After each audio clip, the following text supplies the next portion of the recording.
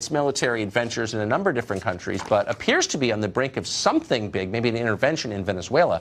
Yesterday, the president said, quote, all options are open in that country. Meanwhile, National Security Advisor John Bolton, an advocate of war everywhere, went on Twitter to praise Colombia for accepting Venezuelan refugees and then said the rest of the world, including us, should show, quote, the same generosity. In other words, get ready for a massive migration wave into this country. Are we ready? Douglas McGregor is a retired U.S. Army colonel, author of the book Margin of Victory, and a frequent guest. Great to see you, Colonel. So that sounds like a public warning of imminent action that we should prepare for refugees in this country. Well, the only thing that I can say is that I agree with is that Latin America should solve this problem. This is not something we should involve ourselves in. If we go to Venezuela with military power, not only will we be initiating a war, effectively, for regime change, and we know where that leads because we've been through several of those this far, but we are making the problems created by the people of Venezuela our problems, and we'll be on the hook for it. It will become an enormous money pit, much like Iraq and Afghanistan. But our operating and John Bolton's operating assumption is that when there's a disaster, we ought to admit as many refugees as we can. What does that do to the countries from which they're coming? Well, we have operated as a relief valve for Mexico for many, many decades. Every time they can't employ people, whenever they have discontent at home, when people lose their jobs, they're sent north.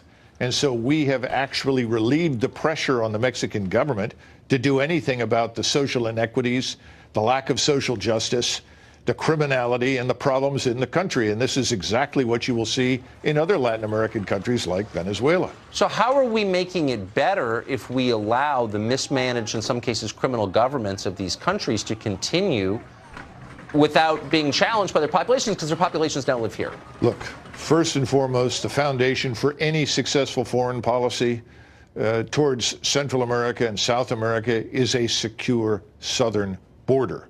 If that's not secure, it is an open wound, and it will be exploited by everyone south of the Rio Grande repeatedly in perpetuity.